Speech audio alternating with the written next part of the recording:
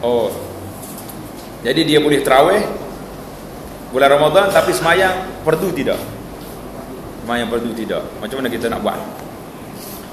Jadi ini dipanggil satu benda yang tidak seimbang. Pergi buat atap rumah, tiang tak ada.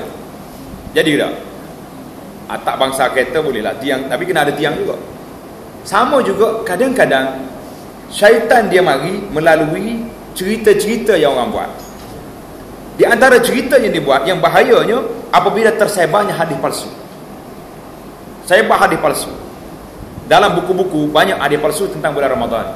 Ada orang ni sepanjang tahun leka, minum arak lagi, tu lagi, tak salat lagi, tapi oleh kerana bila mari bulan Ramadan, dia melakukan solat tarawih, dia lakukan benda-benda ni, semua dosa-dosa dia lepas diampunkan. Jadi maka dia menunggu bulan puasa je dia ibadah, dia kena Allah Ta'ala bulan puasa, bulan tak puasa tak kena Tuhan.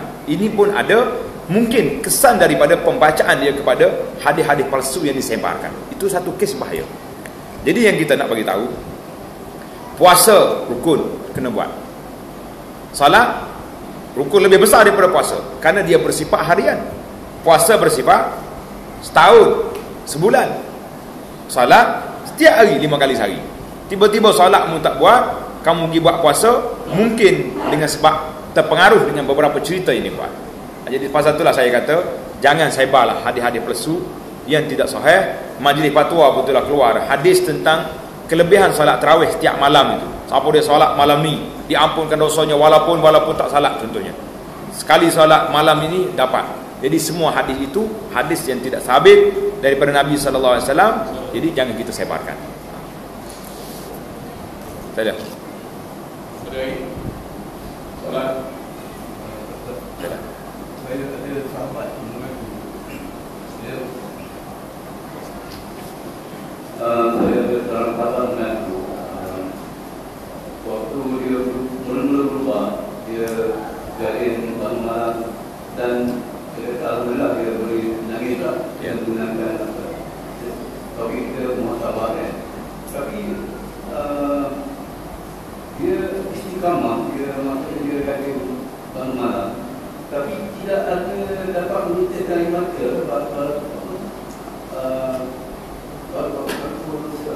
pada permulaan perubahan itu kan. Dia nak konsisten, maintain lah menangis itu.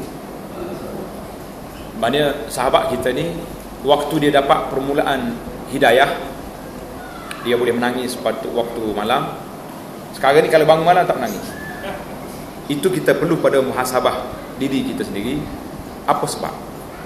Allah Subhanahu Wa Taala dah ketuk hati kita, dah buka hati kita dengan hidayah yang diberi. Kamu dah terima hidayah ini, dan kamu mesti, hati itu mesti disiram. Allah sebut dalam Quran, ala bi dzikrillahi tatmainnul qulub. Dengan zikir kepada Allah Taala, hati menjadi tenang. Kadang-kadang kita jadi bimbang kepada setengah-setengah kawan-kawan kita, dah dapat hidayah, berubah daripada keadaan biasa yang ada ini, tetapi telah diberi julukan yang tinggi-tinggi sangat. Sampai mereka dah jadi macam ustaz, macam ustazah, jadi pakar penasihat pula. Itu pun, sedangkan sepatutnya kawan-kawan yang baru berubah ini ditarik, diberi tarbiyah, diberi didikan dan asuhan supaya mereka dapat naik secara stabil, tidak mendadak. Bila mendadak, akhirnya dia tak sempat nak muhasabah diri dia sendiri. Dia tak sempat nak belajar menuntut ilmu fardu ain, tak sempat. Yang menyebabkan kesedaran sahaja dalam agama ini tidak cukup. Aku sekarang ni sedar, nak pada Islam, semangat sungguh, bagus. Tetapi mesti diisi dengan pengisian.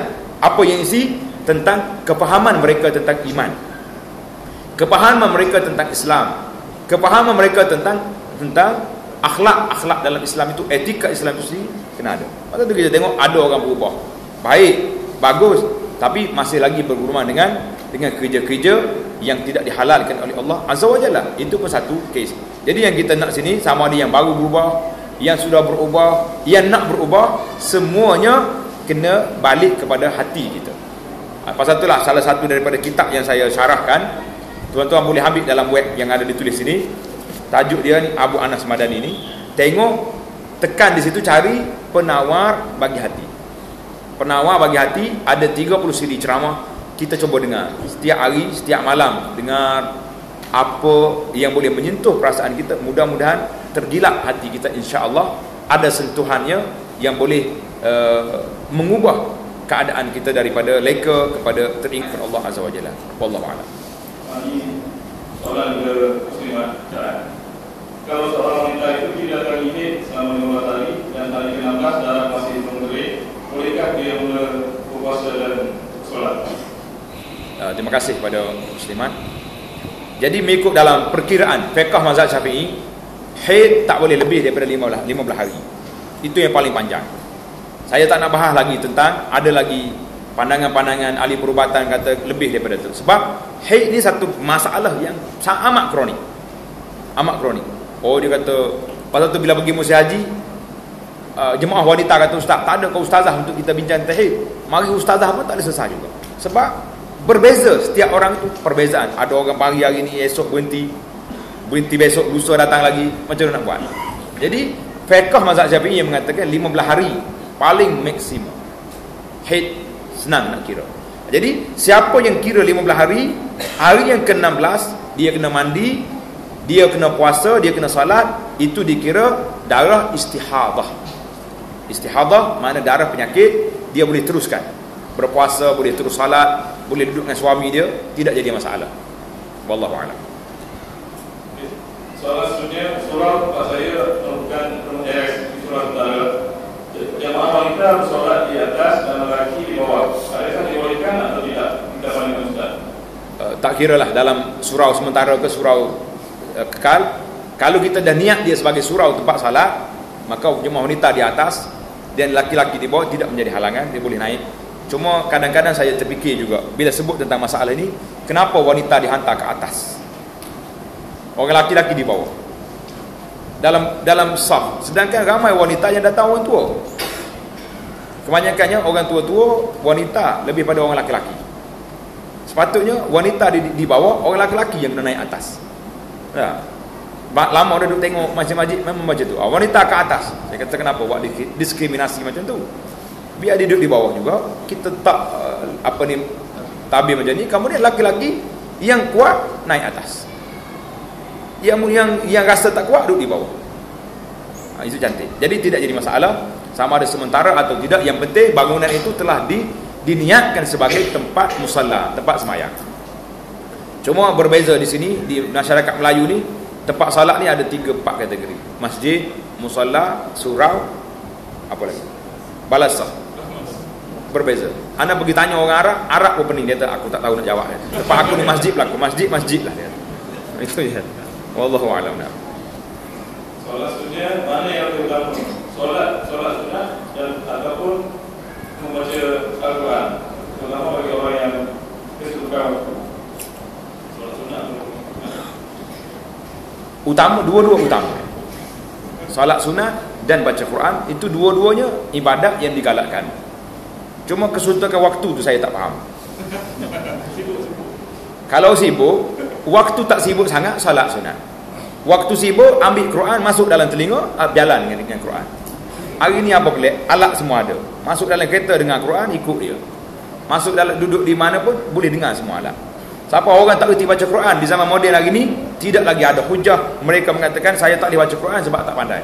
Sebab tak munasabah. Pen boleh baca Quran, mung tak boleh baca Quran. Betul tak? Pen boleh baca Quran, kita tak boleh baca Quran. Kenapa? Ajaib. Ajaib. Makhluk asing ni, tak ada telinga, tak ada mulut, tak ada apa, boleh baca Quran. Kita yang ada mulut tak boleh baca Quran. Malu dengan pen, beli pen ni, baca dengan dia. Nak suruh orang mari ajar malam-malam rumah kita payah, baca dengan pen, tak ada masalah. Baca ikut yang dia kata, insya-Allah dapat pahala dengan dia. Tak ada hujah dah. Hujah zaman dulu boleh. Kalau tak baca Quran memang ummi betul, orang yang buta huruf tak pandai. Tapi hari ni kalau pen boleh tolong baca, tak apa kita nak kata. Kalau dengar CD mungkin payah. Tapi kalau di tangan kita pen, kita boleh tunjuk. Boleh, dia tu boleh tukar gear tu. Boleh tukar. Saya ni tarah gear satu aja tu jalan. Alif lam mim. Ikut alif lam mim. Tapi kalau CD dia tak boleh. Tak ikat nak tutup semacam, jadi rusak pula kita punya alat. Jadi alhamdulillah. Hari ni hujah tuan-tuan depan Allah sangat tinggi. Lagi banyak sains dan teknologi, lagi tinggi hujah Allah Taala ke atas kita. Itu yang saya nak masukkan dalam agenda tadabbur Al-Quran, kerana dengan tadabbur kita boleh kenal Allah Azza wa Jalla. Jadi jawapan tadi secara spontan, jawapan yang betulnya jamakkanlah di antara dua. Kalau kita rasa kuat, kita bangun. Tak kuat, duduk pegang Quran baca. Nak pegang Quran pun rasa letih dah, habis dah satu juzuk, baca zikir subhanallah, alhamdulillah, wala ilaha illallah, wallahu akbar. Zikir-zikir yang tidak sabit daripada Nabi, ketepikan dulu. Kita masa tak ada. Tuan-tuan sendiri mengaku hari ni tak ada masa, kesuntukan masa. Kalau hak Nabi tak baca, pergi baca orang lain, rugi. Rugi tak rugi? Ambil yang autentik, yang sahih dulu. Habis masa cukup free ni, tak nak buat apa, barulah buka zikir-zikir yang tidak sabit, kita tengok balik. Wallahu a'lam. Sebenarnya ada kesimpulan. Saya ada mendengar seorang ustaz berkata bila mandi wajib sebab sama tak perlu basahkan rambut. Apabila mandi wajib sebagainya perlu basahkan rambut. Kita pandang ustaz. Boleh jadi silap dengar ya, silap dengar. Dia bukan kata tak perlu basahkan rambut. Adalah yang hadis mengatakan tak payah buka dhafair tu. Itu orang zaman dulu rambutnya panjang. Kalau dia eka tu 3 hari 3 malam baru siap nak dia punya pita rambut. Rambut kita ada hari ni bertukar, laki-laki yang perempuan. Tak nak basah rambut buat apa? Rambut pendek yang ada hari ni, tak nak basah. Itu hadis itu mungkin ada dalam konteks mereka orang dulu rambut dia sampai kaki panjang, orang wanita dia. Dan dia kalau dia pintar rambut dia tu payah nak buka, maka diberilah kelonggaran di situ, kerana dia ada di sini ada apa ni, berulang. Tapi haid lah sebulan sekali je. Itu konteks yang berbeza. Jadi kadang-kadang kita pergi baca hadis dalam konteks yang ada, kita pergi pasang di tempat mungkin ada yang tak kena. Jadi rambut kena basahkan, kecuali orang yang ada sedemikian tadi. Jadi kalau rambut kita pendek macam yang ada hari ni, bertukar ya suami dengan isteri, rambut ni pendek, basah, jangan tak basah. Allahu a'lam. Seterusnya, umat Melayu, bukan Islam, umat Melayu lebih buat menjamu pada bulan Syaban berbanding Ramadan di Gunung Selalir, Pak Selamat dan sebagainya. Apakah perlu berubah atau dikekalkan amalan ini? Itu amalan orang Melayu. Amalan orang Islam, bulan Syaban ni bulan banyak puasa sunat. Kadang-kadang bila banyak sangat agenda ni, makan sana makan sini, aku ingat nak puasa hari ni, tapi pakcik tu aja. Makan pagi pun ada dah. Tengah hari ada pula. Petang ada lagi, malam ada lagi. Nanya puasa. Kadang-kadang kita buat agenda-agenda yang kita tak terfikir dia ini ada kesan kepada kawan-kawan kita. Satu hari saya kempen, orang suruh puasa pada hari Arafah, hari 9 Zulhijjah. Puasa, tiba-tiba jiran masjid yang bawa balik Kuala Lumpur yang tak dengar ceramah tu, perlu sembelih kambing esok, panggil orang masjid pergi belakang. Turun-turun lepas kuliah subuh, saya tengok penuh pergi ke rumah orang tu. Punah kita punya program. 3 hari motivasi, kena sembelih kambing seekor, habis jadual aku. Nak kata apa? Saya tanya jemaah yang pergi, ada yang tak makan, ada yang pergi saja kerana nak ambil hati orang jemput, tapi boleh katakan majoriti kesian orang masak banyak ustaz. Rugi puasa hari Arafah. Yang Nabi beri janji nak beri keampunan atas ibu Allah. Allah ampunkan dosa setahun yang lepas, tahun yang kemudian dengan seekor kambing, dengan gula kambing, cucah roti mati gitu. Sama juga bulan Syaban, bulan digalakkan banyak beribadat, banyak puasa, tiba-tiba dibuat pula kenduri yang banyak. Belaga tak eksiden, tak eksiden. Janganlah kita menjadi ujian kepada hamba Allah yang nak beribadat. Coba. Tetapi apa pula orang Melayu, itulah mazhab dia. Kita kira cara lain pula. Allahu a'lam. Ini soalan lagi dan itu Ustaz ni betul-betul. Macam mana nak bagi iman di tempat yang tinggi selalu? Ada kala rajin, ada kala malas. Macam mana Ustaz nak buat iman? Ini soalan terakhir Ustaz ini betul. Baik, masalah iman ini sebagaimana ditakrirkan oleh para ulama, al-imanu yazidu wa yanqus. Iman bertambah dan berkurang. Ini sebab dia telah ditakrirkan, telah diputuskan oleh para ulama. Di antara Imam Nawawi menyebut sedemikian. Bila dia bertambah dengan taat, bila dia berkurang dengan maksiat. Jadi ada kalanya iman kita rasa lemah, letih, tak nak ibadat. Jadi kita kena cari pemula. Kita kena dengar ceramah-ceramah, kuliah-kuliah, menghadiri majlis ilmu, menghadiri majlis zikir. Bagaimana nak naik taraf, banyak terdapat cerita-cerita dalam kitab-kitab hadis. Para sahabat Nabi radhiyallahu anhum mengajak sama-sama dia. Dia kata, hayya bina nu'minu sa'ah. Mari kita beriman seketika. Bukan makna dia tak beriman. Artinya nak gilap iman. Jadi bila dia berkumpul, seorang bercakap, bagi tazkirah. Bagaimana tentang kematian, bagaimana ini yang menyebabkan kita akan terasa naik balik iman kita. Tuan-tuan boleh sendiri boleh terasa. Jadi kita kalau boleh, bulan Ramadan, bulan nak menambahkan iman ini, kita banyakkan dengar ceramah-ceramah, kuliah-kuliah kita yang berbentuk menyentuh keimanan, menyentuh bab kematian, menyentuh bab yang boleh mendekatkan kita kepada Allah. Jadi banyak, dia kategori ceramah ni banyak. Ada ceramah cara umum, ada ceramah cerita tafsir, hukum hakam saja, ada ceramah yang berbentuk motivasi keimanan. Nanti kita cari yang begini. Dan jangan lupa, solatul jamaah mesti. Kerana bila kita tengok kawan kita datang jemaah ramai, semangat naik. Baca Quran sepatutnya menjadi wirid rasmi. Apa makna wirid rasmi? Mesti ada target. Aku insya-Allah paling minima setiap hari satu muka kena baca. Kena letak jadual ke mana-mana pun. Satu muka kena baca. Zikir waktu pagi kena baca. Zikir petang kena baca. Kemudian zikir-zikir lain yang tambah-tambahan lagi tu biar ada. Jadi kalau ada yang ni ditambah lagi program-program kuliah, program ceramah, program-program yang terlibat dengan motivasi gini, insya-Allah iman kita sentiasa bertambah, yazid, bertambah. Jadi dia akan kurang. Bila kurang, lemah. Kenapa lemah? Sama ada dengan sebab maksiat berlaku. Saya tak pernah ustaz, sejak saya dapat keinsafan ini tak pernah pergi tempat maksiat. Memang kita tak pergi. Tapi kadang-kadang maksiat yang tersembunyi, yang tak siapa nampak, kita je nampak. Maksiat hati. Duduk di rumah tak pergi mana-mana, tapi asyik duduk marah dengan orang. Dia ni aku sakit hati sungguh. Dia ni aku geram sungguh. Semua orang atas dunia ni jadi mangsa hati kita belaka. Tak boleh. Itu punca. Jadi bagaimana nak gila? Yang pertama sekali, musamahah, maafkan. Satu cerita yang menarik. Sewaktu Syekh Ahmad bin Abdul Halim, seorang tokoh ulama yang telah difitnah oleh ulama zaman dia. Ulama zaman dia difitnah sampai dia masuk dalam penjara. Masuk dalam penjara, sabar dia. Tak marah-marah, senyap. Tiba-tiba takdir Allah SWT bertukar kerajaan. Tak ada masalah, tukar kerajaan biasa. Itu Allah Ta'ala tentukan. Bila tukar, naik Perdana Menteri baru, naik pemimpin baru. Pemimpin ini panggil semua ulama-ulama dalam negeri ini, yang kebetulannya pemimpin yang baru naik ni pula memang telah difitnahkan oleh sekumpulan ulama-ulama ini. Jadi dia panggil duduk sini. Dia kata, hari ini kamu ulama-ulama yang hebat-hebat ni, ada seorang lagi yang belum sampai. Dia arahkan polis dia pergi ambil Syekh Ahmad Abdul Halim dalam penjara. Buat mari sini. Buat syekh besar-besar ni, hebat-hebat ni, ahli-ahli majlis ni hebat ni. Tengok-tengok, orang tua ni mari juga. Sudah keluar daripada penjara sebab bertukar kerajaan. Raja ni kata apa? Dia kata, Syekh,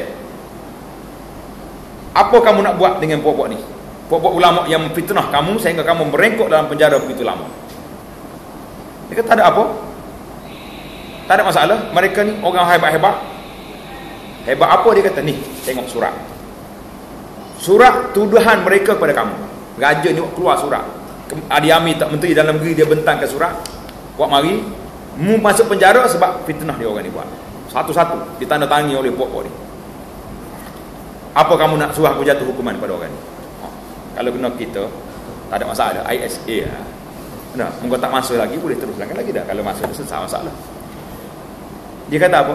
Dia kata, Syekh, Tuan, ini ulama-ulama besar dalam negeri ini. Kalau mereka tidak ada dalam negeri ini, negeri kamu down, tak masyhur kerana tak ada ulama. Raja pening kepala, hebat sungguh dia. Boleh dia beri kemaafan di saat kuasa di tangan dia. Banyak cerita. Nantilah banyak lagi cerita-cerita. Saya sekarang sedang usahakan sebuah buku, tajuknya Akhlak Ulama-ulama Besar Zaman Dulu.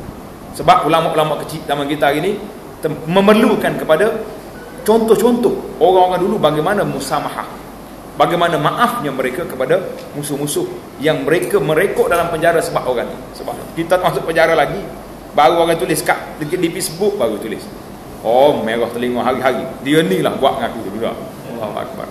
Jadi insya-Allah mudah-mudahan Ramadan yang akan datang ini dengan projek-projek yang kita bincangkan ini ada manfaatnya dan ada program-program yang boleh meningkat naik darjat keimanan kita kepada Allah Azza wa Jalla. Mudah-mudahan kita dapat kembali kepada Allah dalam keadaan hati yang sejahtera, dalam keadaan kita mendapat keimanan yang baik. Aqulu qauli hadza, wassalamualaikum warahmatullahi wabarakatuh.